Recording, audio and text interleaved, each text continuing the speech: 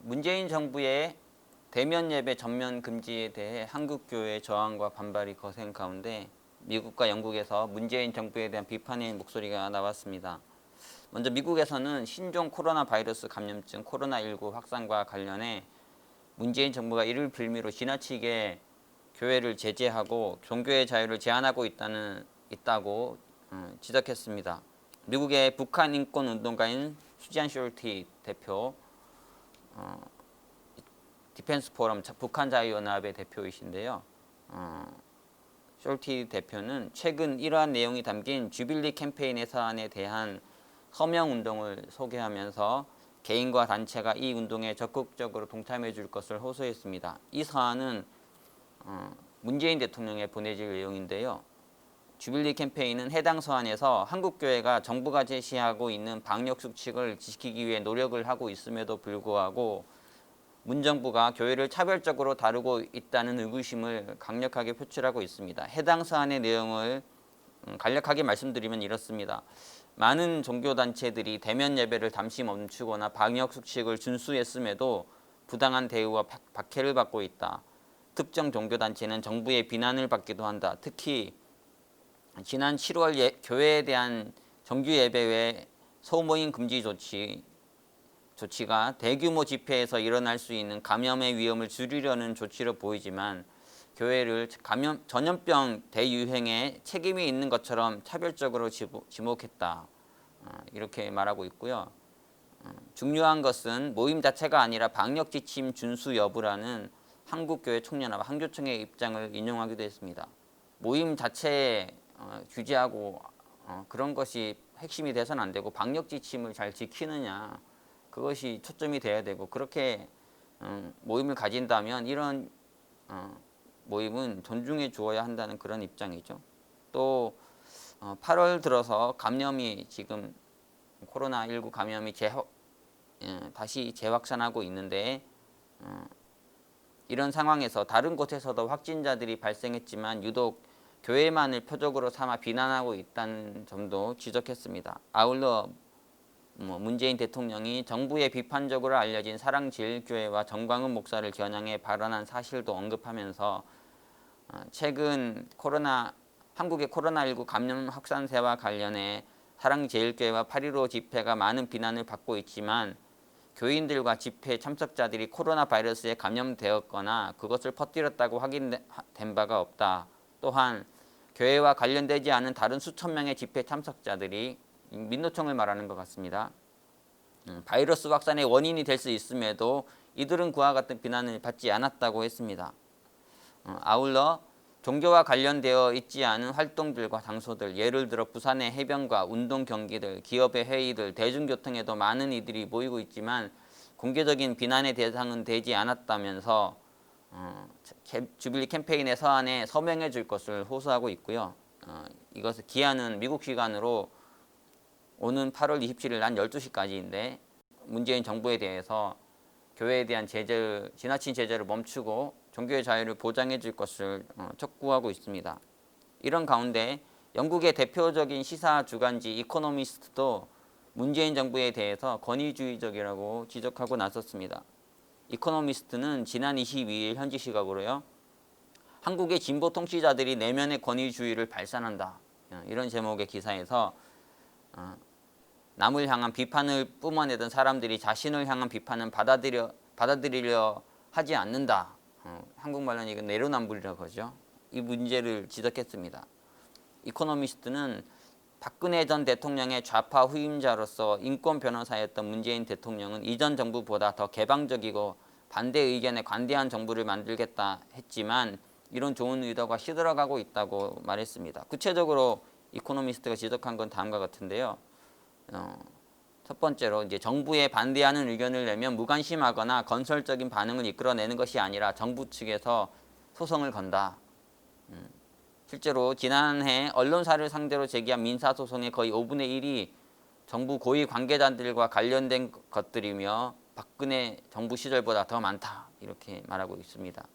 이코노미스트는 또 문재인 정부가 정권에 비판적인 의견을 낸 경우에 대해 법적 조치에 나선 사례들도 열거했습니다. 먼저 청와대가 한 보수신문에 실린 칼럼이 영부인의 명예를 훼손했다며 법정 다툼을 벌였다고 했는데 지난해 중앙일보가 김정숙 여사의 잦은 해외 순방을 비판한 칼럼을 게재한 데 대해 청와대가 정정 보도를 요구하며 소송을 제기한 것을 지적한 것으로 보이는데요. 이 사건은 지난달 1심에서 청와대가 패소했습니다.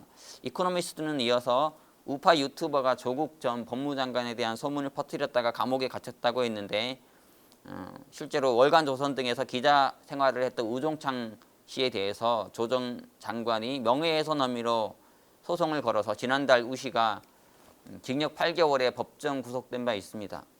하지만 지난 19일 현지 시간으로요. 파리에 본부가 있는 국제 언론인 단체인 국정없는 기자회에서는 우 씨가 취재원을 밝힐 것을 거부한 뒤 구속됐다면서 우 씨에 대한 석방을 요구했습니다. 이코노미스트는 또한 민주당의 한 정치학 교수가 민주당이 자기 입속만 차린 다음에 비판하는 칼럼을 쓰다 형사고발한 사건도 언급했습니다. 이게 올해 초 있었던 사건인데 경향신문에 민주당을 비판하는 칼럼을 기고한 임미리 고려대 연구교수에 대한 이야기인데 민주당이 고발당했죠.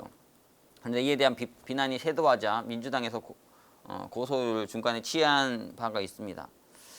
이코노미스트는 민주당이 비판을 막으려는 입법을 시도하는 점에 대해서도 우려를 표하면서 한국은 입법부에도 문제가 있다고 했습니다.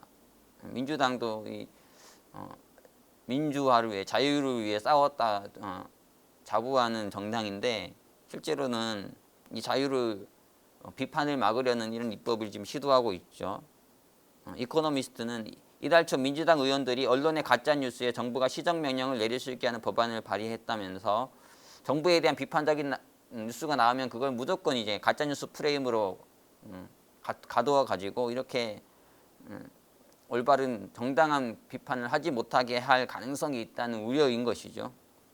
또한 이코노미스트는 1980년대 민주화 운동가들에 대해 왜곡된 역사적 기록을 하면 처벌하는 법안도 고려하고 있다. 이렇게 했습니다. 발언에 대해서 표현의 자유에 대해서 이제 억압하려고 하는 처벌하려고 하는 그런 입법 시도들이 이루어지고 있죠. 이코노미스트는 문재인 정권이 그리고 현재 이제 집권 여당인 민주당이 자신들을 향한 비판에 귀를 막으려는 행동을 이어가는 이유에 대해서 한국에 좌파는 군사 독재에 맞섰다는 정치적 정체성을 쌓았으며 자신들을 반대하는 사람들의 표현의 자유는 우선순위가 아니다 이렇게 말했습니다.